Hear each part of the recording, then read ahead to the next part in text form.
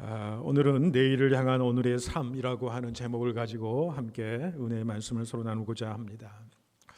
오늘 저는 이 말씀을 시작하면서 한 시를 여러분에게 소개해 드리고자 합니다. 이 시는 20세기의 터키의 아주 위대한 시인으로 알려져 있는 나짐 히크메트가 지은 시인데 상당히 많이 알려져 있는 시라고 생각을 합니다. 신과의 인터뷰라고 하는 그런 시입니다. 오늘 여기에서는 앞부분, 이 시의 전체의 앞부분을 발췌해서 잠시 여러분에게 이 시를 소개하고자 합니다. 내가 물었다. 인간에게서 가장 놀라운 점이 무엇인가요? 신이 대답했다. 어린 시절이 지루하다고 서둘러 어른이 되는 것, 그리고는 다시 어린 시절로 되돌아가기를 갈망하는 것. 돈을 벌기 위해 건강을 잃어버리는 것, 그리고는 건강을 찾기 위해 돈을 다 잃는 것. 미래를 염려하느라 현재를 놓쳐버리는 것. 그리하여 결국 현재에도 미래에도 살지 못하는 것.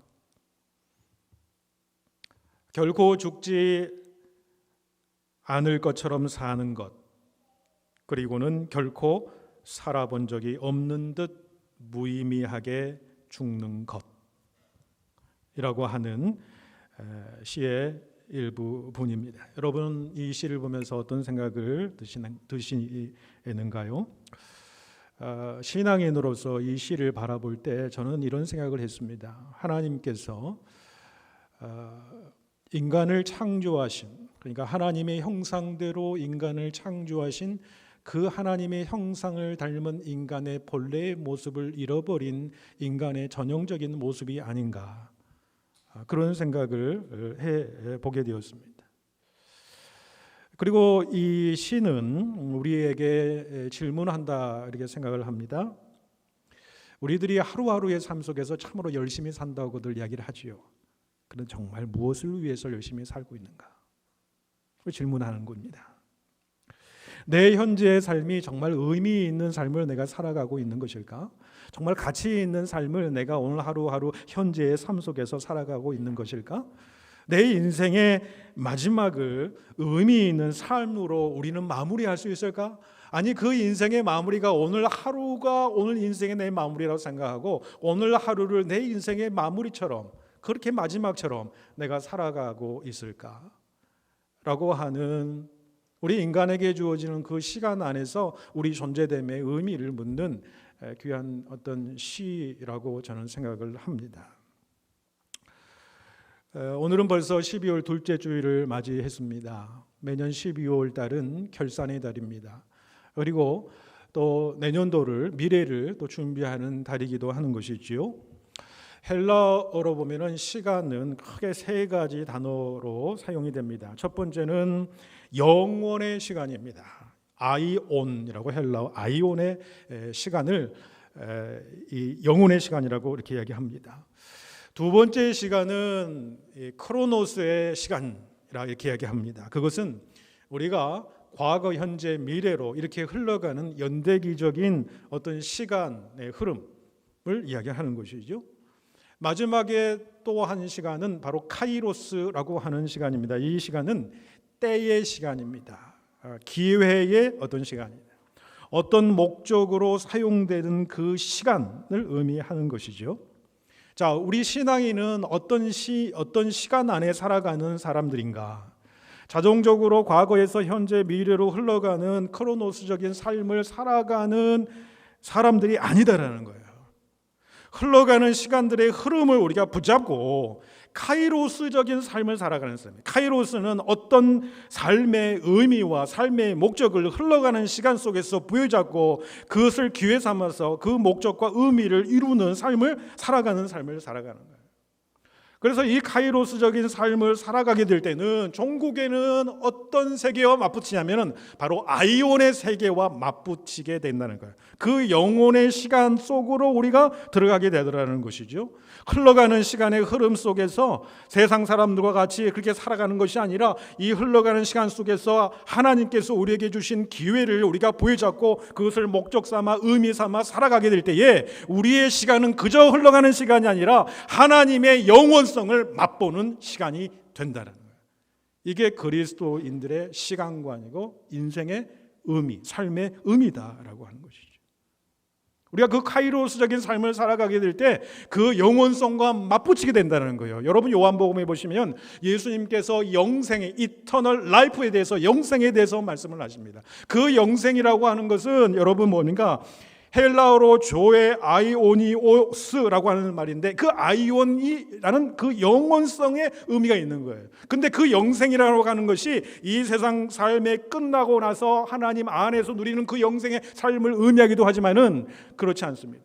이 세상 가운데에서 하나님의 뜻을 품고 하나님 안에서 우리가 살아가면서 예수 그리스도와 접촉된 삶을 살아가게 될 때 예수 그리스도 안에서 누리는 하나님의 나라의 기쁨을 누리게 되는 삶을 우리가 영생을 누리는 삶이라고 말할 수 있는 거예요. 그러니까 우리의 삶을 살아가는 이 크로노스적인 삶의 흐름 속에서 하나님의 놀라우신 위대한 계획과 섭리하심과 인도하심을 우리가 바라보고 예수 그리스도에 의해서 이끌려가는 삶을 살아가게 될 때 우리는 영원성을 맛보게 된다는 거예요. 그 영혼의 세계를 우리가 접촉하게 되더라는 거예요. 만나게 되더라는 거예요. 그 영혼의 세계를 우리가 맛보게 되더라. 테스트하게 되더라. 사도 바울은 에베소서 5장에서 세월을 아끼라 그런 말씀을 합니다만은 이 말씀은 어떻게 생각하십니까? 세월을 아끼라, 시간을 중요하게 생각하라 그런 말씀이겠죠. 1차적인 의미입니다. 성경의 원어적인 의미는 더 깊은 의미가 있어요. 세월을 아끼다 해서 이 세월은요 여러분 그냥 흘러가는 크로노스의 시간을 얘기하는 것이 아닙니다. 카이로스의 시간을 의미해요. 카이로스는 하나님께서 우리에게 주신 기회예요. 질적인 시간을 의미하는 거지요. 그러니까 세월을 아끼다라는 것은 우리의 시간을 중요하게 아껴서 생활하라 그것뿐만 아니라 하나님의 주신 기회를 아끼라 그런 말씀이에요. 그리고 아끼라고 하는 원어는 엑스아고라조라고 하는 단어가 쓰였습니다만 이것은 속량하다라고 하는 의미가 있습니다. 구속하다라고 하는 의미가 있어요. 그래서 여러분 영어 성경에서는 시간을 아끼다라고 하는 표현을 어떤 단어 쓰냐면 redeeming이라는 단어를 써요. redeem, 구속하다, 다시 되찾다는 거예요. 다시 도로 사온다라고 하는 거예요. 그래서 여러분 세월을 아낀다라고 하는 의미는 무엇입니까? 하나님이 우리 인생 가운데 돌입해서 주신 하나님의 놀라운 기회가 있다라는 거예요. 그 기회를 놓지 않는 삶을 살아가는 그 삶을 살아가라 그런 말씀이죠. 그것이 세월을 아끼는 삶이다. 그렇게 이제 말씀하는 것입니다. 제가 이런 말씀을 서두에 드리는 것은 오늘 본문에 보면 가장 치열하게 이 크로노스의 삶 속에서 카이로스적인 삶을 살았던 그렇게 의미 있는 삶을 살았던 미래지향적인 삶을 살았던 바울의 위대한 고백이 오늘 본문 말씀 가운데 나오기 때문입니다.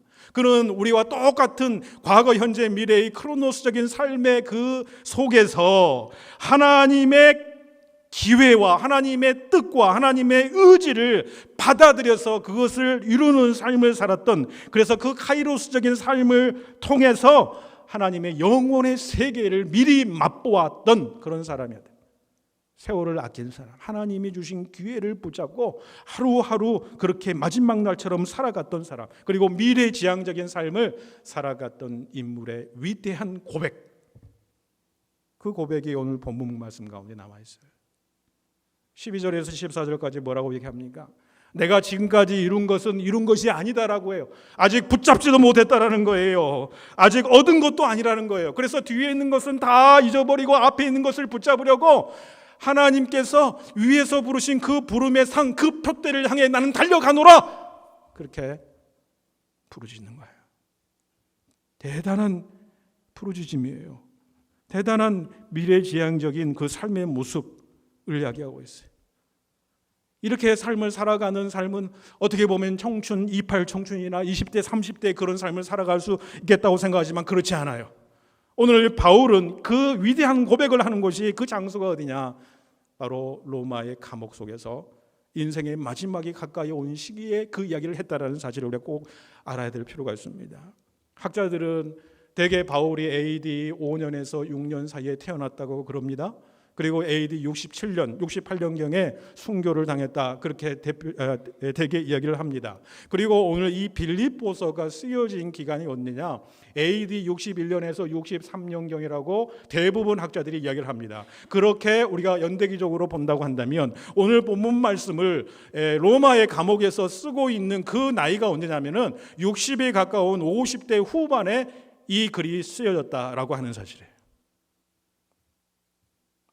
당시로서는 그 나이는 상당히 많은 나이라고 볼 수 있습니다. 예수님 당시의 평균 나이가, 남자의 나이가 45살밖에 되지 않았다, 그렇게 얘기합니다. 물론 유아에 이제 죽는 그 비율이 굉장히 높았기 때문에 전체적으로 낮았습니다만은, 아무튼 지금 우리가 살아가는 이 시대는 많은 연장이 되었습니다만은 우리가 사실은 몇십 년 전까지만 해도 그렇게 수명이 높지 않았던 것을 우리가 알게 됩니다. 그 당시에 50대 후반 60에 가까이 된 나이는 상당히 나이가 지긋하게 든 나이고요. 오늘날로 치면 70대가 훨씬 넘은 나이라고 볼 수가 있습니다. 그런데 감옥 속에서, 그 연배 속에서 본문의 내용은 너무나도 놀랍다는 거예요. 여전히 그의 마음속에서는 벅찬 비전이 있고요, 꿈이 있습니다. 그의 마음, 그의 생각, 그의 발걸음들은 생동하는 미래를 향하고 있음을 우리가 오늘 보게 되다라는 거예요. 그래서 하나님이 그를 들어 쓰시는구나, 한 시대를 바꾸어서 쓰시는 인물들은 그런 인물이구나라는 사실을 우리가 보게 됩니다만은, 아무튼 이 바울의 미래지향적인 삶의 비밀은 과연 어디에 있는 것일까? 오늘 우리에게, 오늘 본문 말씀을 통해서 우리의 살아가는 이 시대의 현재의 삶 속에서 우리에게 도전하고 우리에게 질문하고 있는 교훈이 있다고 하는 거예요. 오늘 우리의 제목처럼 내일을 향한 오늘의 삶, 그 삶을 우리는 어떻게 과연 살아가야 하는 것인가? 여러분, 이것을 오늘 우리에게 질문하고 있다고 생각을 합니다. 먼저 여러분 12절 함께 읽겠습니다. 12절입니다. 화면에 보여주시면 좋겠어요. 12절입니다. 12절 우리 성경책을 보시고 12절 함께 읽겠습니다. 12절 시작. 내가 이미 얻었다 함도 아니요 온전히 이루었다 함도 아니라 오직 내가 그리스도 예수께 잡힌 바 된 그것을 잡으려고 달려가노라. 여러분, 무엇인가 이 글 속에서 보면은 뭔가 여러분 어떤 부정적인 어떤 그 이미지가 우리에게 다가온다는 거지요. 이것은 어떤 불만을 내표하고 있어. 근데 이 불만이라는 것은 사실은 부정적인 불만이 아닙니다. 긍정적인 불만이라고 볼 수 있어요. 창조적인 불만이라고 볼 수 있는 것이지요. 바울이 가진 이 삶의 긍정적 혹은 창조적인 불만의 내용이라는 것이 무엇입니까? 내가 얻었다 함도 아니고 온전히 이루었다 한 것도 아니다라고 이야기하잖아요. 그것을 잡으려고 계속 달려가노라 이야기를 해요. 그 불만의 내용이 뭡니까? 무엇을 잡기 위해서 그런다는 거예요? 여러분 10절 11절도 다시 한번 보시길 바랍니다. 10절 11절 함께 읽겠습니다. 시작. 내가 그리스도와 그 부활의 권능과 그 고난의 참여함을 알고자 하여 그의 죽으심을 본받아 어떻게 해서든지 죽은 자 가운데서 부활에 이르려 하노니. 여러분, 여기서 중요한 단어는 뭐냐면요, 내가 알려 한다는 거야. 내가 알기를 원한다는 거야. 이 단어는요, 마음속에 깊은 열망을 드러내고 있는 단어입니다. 그 열망은 무엇입니까? 예수 그리스도를 더 깊이 알고자 하는 마음의 열망이에요. 예수 그리스도를 더 깊이 경험하고 체험하기를 원하는 그 마음의 깊이를 이야기를 하는 거지요. 여러분, 신앙의 성숙이라는 것이 다른 것이 아닙니다. 내가 그리스도를 깊이 알아가는 과정입니다. 내가 그리스도를 알고 경험하고 체험해서 내가 알지 못했던 그리스도의 새로운 세계를 내가 맛보는 것입니다. 그리스도의 놀라운 삶의 그 흔적을 통해서 그리스도의 인격이 나의 인격이 되고 그리스도의 모습이 나의 모습이 되고 그리스도의 모든 것을 참여하고자 하는 마음, 그래서 그 사랑의 깊이와 넓이와 높이를 더 알아가는 과정. 여러분, 이것이 신앙의 성숙의 과정입니다. 그런데 사도 바울은 무엇을 더 구체적으로 알기를 원했습니까? 부활의 권능과 그 고난에 참여함을 알고자 하되 그랬습니다.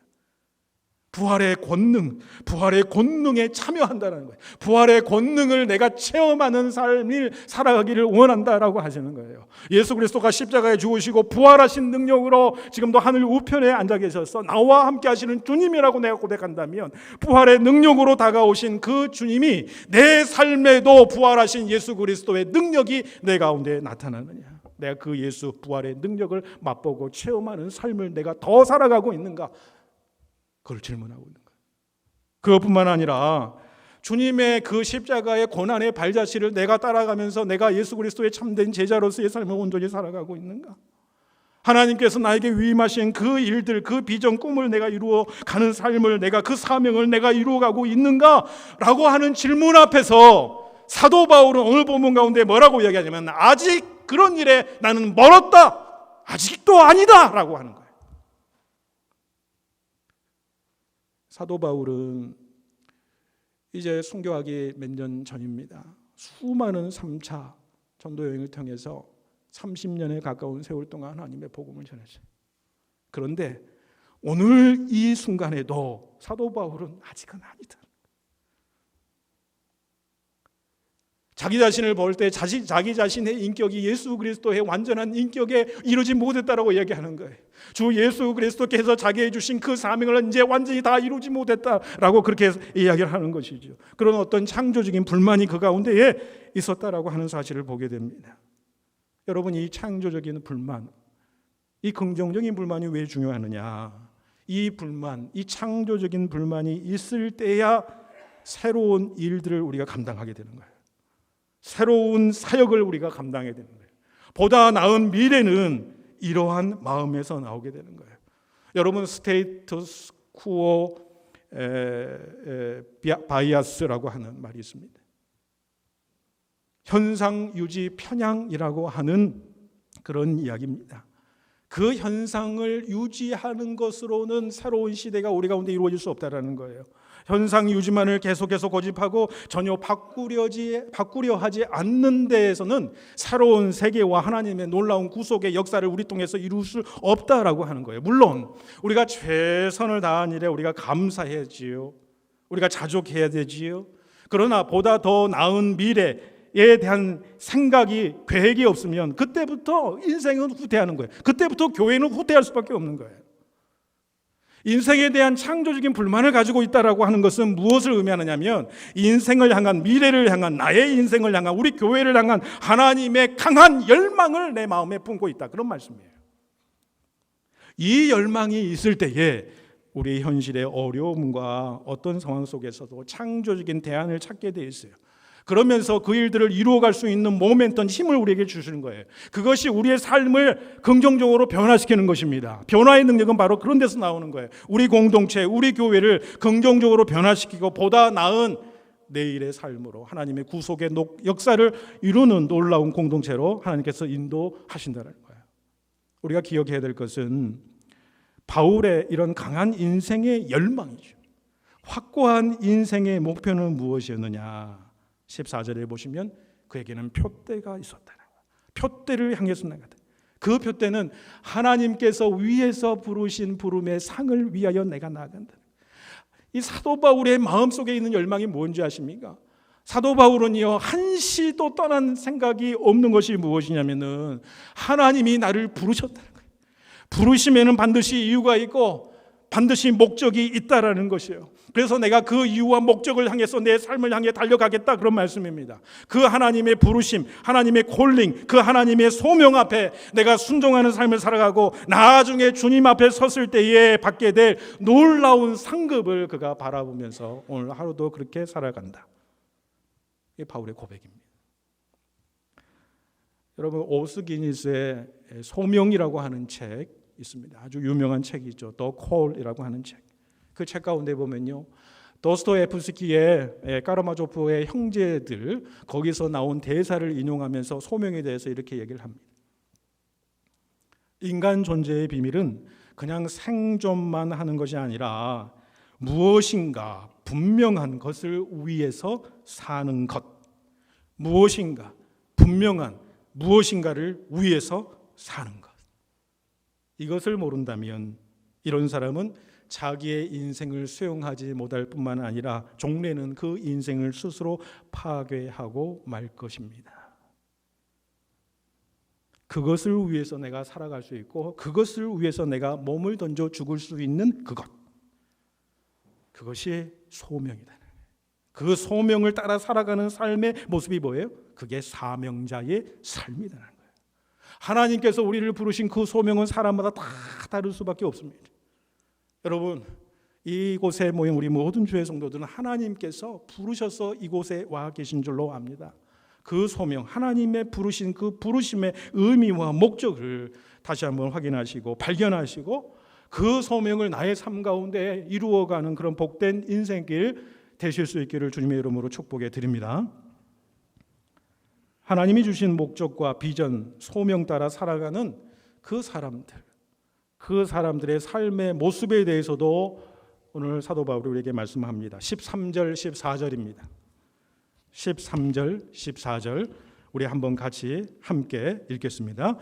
형제들아, 나는 아직 내가 잡은 줄로 여기지 아니하고 오직 한 일, 즉 뒤에 있는 것은 잊어버리고 앞에 있는 것을 잡으려고 표대를 향하여 그리스도 예수 안에서 하나님이 위에서 부르신 부름의 상을 위하여 달려가노라. 여러분, 그런 삶의 태도 어떤 태도입니까? 뒤에 있는 것은요 다 잊어버린다. 뒤에 있는 것, 사도 바울이 그동안 잘못했던 것들 또 잊어버리고 사도 바울이 지금까지 이루었던 놀라운 선교의 업적도 다 잊어버린다. 그런 말씀입니다. 과거 율법주의에 빠져서 율법으로 의롭게 행하려 했던 그 모든 자기의 삶도 다 잊어버린다. 그래서 그것 때문에 교회를 핍박하고 예수 믿는 사람들을 핍박했던 그 잘못된 일도 다 잊어버리겠다라는 거예요. 하나님 앞에 회개하고 돌아서서 다시 그 세계로 돌아서지 않았다고 한다면 그 과거의 일도 다 묻어버리겠다는 거예요. 그것뿐만 아니라 사도로서 자기가 소명을 받고 평생 35년 이상의 삶을 사명자의 삶으로 살았던 복음 전파의 놀라운 역사를 이룩게 했던 그 모든 일까지도 다 잊어버리겠다는 거예요. 앞으로 전진하기 위해서 모든 일을 다 잊어버리겠다. 다 잊어버리겠다. 복음의 진전을 위해서 그렇다는 거예요. 여러분, 저는 그렇게 생각을 합니다. 신앙인들에게 문제가 되는 것은 자꾸 뒤를 돌아보기 때문에 그래요. 뒤돌아보는 경향이 있기 때문에 그렇습니다. 여러분, 아브라함의 조카 롯의 철을 보십시오. 멸망의 도성, 이 소돔성을 빠져나오다가 어떻게 됐습니까? 뒤에 남겨진 그 소돔성의 그 화려했던 물질 문명에 거기서 누렸던 세상적인 즐거움들, 거기에 대한 미련이 남아서 뒤를 돌아보다가 어떻게 됩니까? 소금 기둥으로 변해버리잖아요.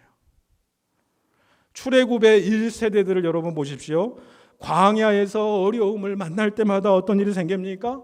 과거 노예로 살았던 그 애굽의 노예 생활이 너무 더 좋았다고 이야기하면서 애굽을 돌아보다가 결국 1세대들은 광야에서 모두 다 진멸되었습니다.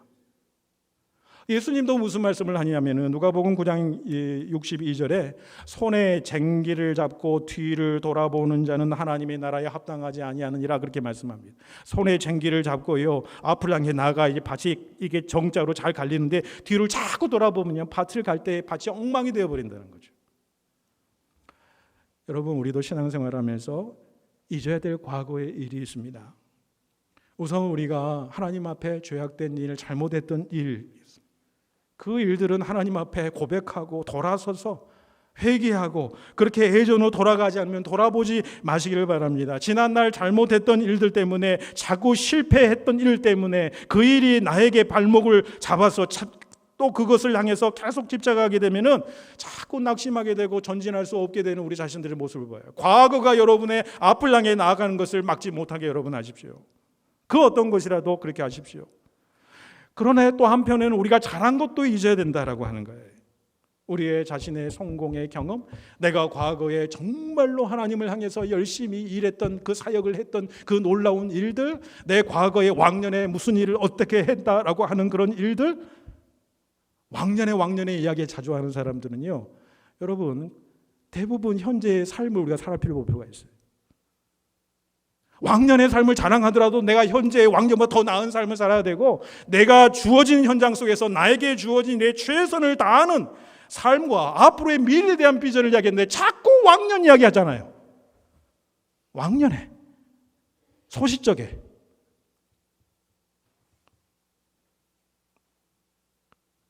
여러분, 우리가 과거에 잘했던 모든 일도 잊어버리시길 바랍니다.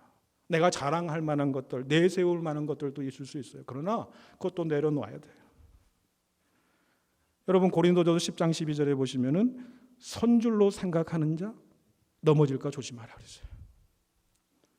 바울은 뭐라고 합니까? 이제 13절에 앞에 있는 것을 잡으려고 나간다. 14절에 내가 그래서 달려가노라 그렇게 이야기를 하잖아요.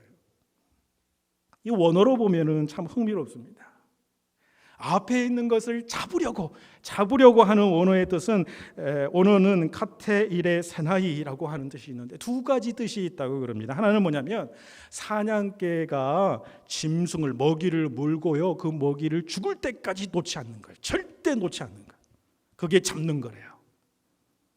또 낭떠러지에서 사람이 나뭇가지에 매달려서 목숨을 걸고 버티는 거예요. 그게 잡는다라는 의미라는 거예요. 그러니까 죽기 살기로 붙잡고 매달리는 거예요. 또 달려가노라라고 하는 말씀은 뭐냐면요, 굶주린 사냥개가요 먹이를 발견합니다. 그럼 어떻게 하겠습니까? 그 먹이에게 자기의 모든 시선을 거기 집중하는 거예요. 다른 게 보이지 않습니다. 그리고 자기의 모든 에너지를 집중해서 그 먹이를 향해서 달려가는 거예요. 그게 달려가는 삶이라는 거예요. 뒤에 있는 것을 잊어버리고 앞에 있는 것을 붙잡으려고 생명을 걸고 내가 붙잡고 내가 앞으로 달려가는 그런 삶이에요. 모든 시선을 한 곳에 집중을 하고 모든 나의 에너지를 집중해서 그 앞쪽으로 달려가는 삶. 무엇을 위해서? 표대를 향해서. 신앙은 바로 이것이라고 생각을 합니다. 여러분, 무엇을 죽기 살기로 붙잡고 우리가 매달려야 하는 것일까요? 히브리서 12장은 말씀합니다. 믿음의 주요 또 온전케 하시는 주를 바라보아라. 우리가 붙잡아야 될 것, 죽기 살기로 매달리고 붙잡아야 될 분은 바로 예수 그리스도예요. 믿음의 주요, 우리를 온전하게 하시는 그 주님을 바라보라는 거예요.